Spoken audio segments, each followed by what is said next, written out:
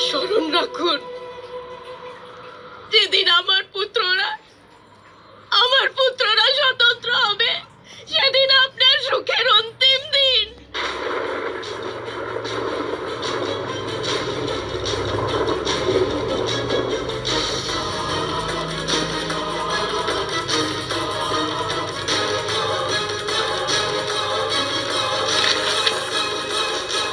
আপনার পুত্ররা স্বতন্ত্র হবে।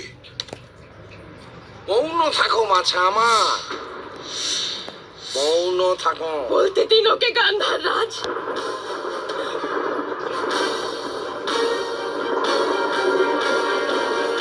ওর অহংকার উচ্চারণ করছে এই শব্দ।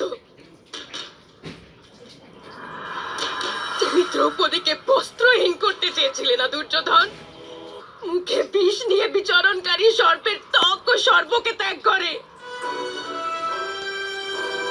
যারা যারা এই অধর্ম মৌন থেকে দেখেছে, দেখো তারা সবাই স্বয়ং সর্পের ন্যায় বস্ত্রহীন হয়ে গেছে। দেখো নিজের সভাকে।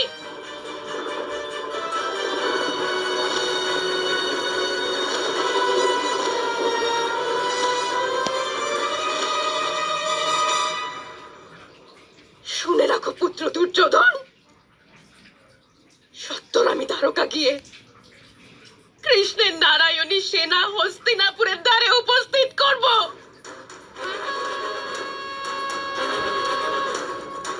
আর কৃষ্ণ তথা বলরামের কাছে মিনতি করব, তারা যেন কুরু বংশকে পরাজিত করে, আমার পুত্রদের স্বতন্ত্র করে।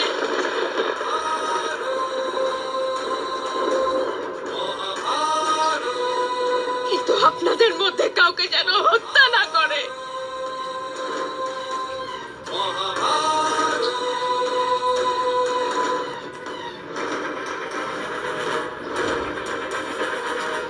কারণ আমার পুত্রবধূর অপমানের প্রতিশোধ গ্রহণের দায়িত্ব কেবলমাত্র আমার পুত্রদের। আর এই কার্য কেবলমাত্র আমার পুত্ররাই করবে।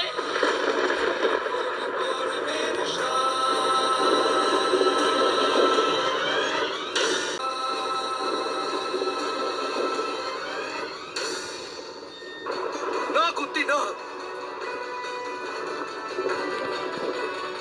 না কুন্তি, এইরূপ কঠিন দণ্ড দিও না আমাকে। যদি আমার দ্বারা কুরু বংশের বিনাশ ঘটে, তাহলে আমার পূর্বজদের